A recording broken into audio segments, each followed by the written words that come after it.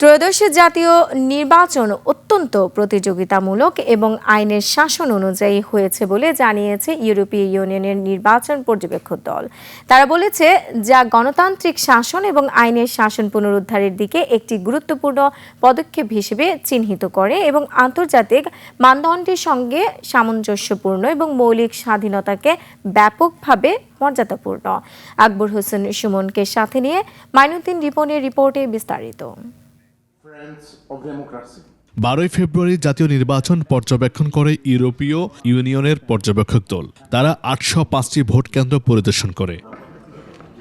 Nova LED TV, ঝকঝকে ছবি, নিখুঁত শব্দ, 5 বছরের ওয়ারেন্টি। নোভা মানে সঠিক মান, নিশ্চিত সেবা। শনিবার সংবাদ সম্মেলনে পর্যবেক্ষক মিশনের প্রাথমিক রিপোর্ট তুলে ধরেন দলের প্রধান ইভার্স আইজাবস।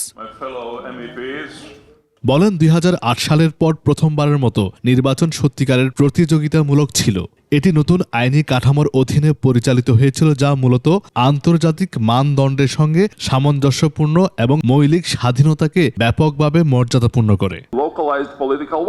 বিক্ষিপ্ত স্থানীয় রাজনৈতিক সহিংসতা যাই হোক না কেন, প্রায়শই ম্যানিপুলেটেড অনলাইন আখ্যান দ্বারা সৃষ্ট হয়, গণতান্ত্রিক প্রক্রিয়াকে ক্ষতিগ্রস্ত করে। নির্বাচন কমিশন স্বাধীনভাবে ও স্বচ্ছভাবে স্টেক হোল্ডারদের আস্থা বজায় রেখে এবং নির্বাচনের অখণ্ডতা সমুন্নত রেখে কাজ করেছে।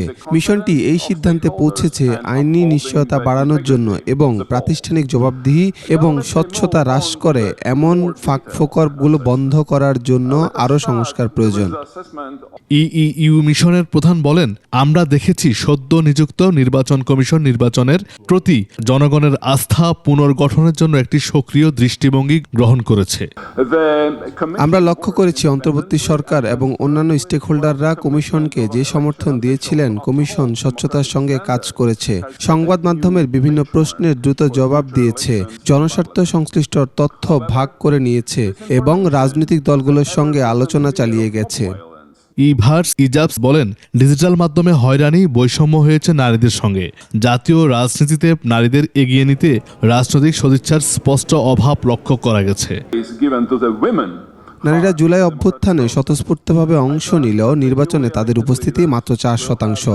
রাজনৈতিক অঙ্গনে নারীদের বাদ দেওয়ার পুরনো প্রথা এখন পরিত্যাগ করার সময় এসেছে। প্রচারণার সময় ভীতি প্রদর্শন এবং বিশেষ করে নারী প্রচারকদের হয়রানি করার ঘটনা ঘটেছে। ইইউর পর্যবেক্ষক মিশন প্রধান বলেন, কারসাজি করা অনলাইন বর্ণনা বা প্রোপাগান্ডার মাধ্যমে রাজনৈতিক সহিংসতাকে উস্কে দেওয়া হয়েছে, যা গণতান্ত্রিক প্রক্রিয়ায় ক্ষতি করে। ভুল তথ্য বা অপপ্রচার রোধে সোশ্যাল মিডিয়ার প্ল্যাটফর্মগুলো খুব দীর্ঘগতিতে পদক্ষেপ নিয়েছে। এসএম মাইনুদ্দিন রিপন, একুশে টেলিভিশন, ঢাকা।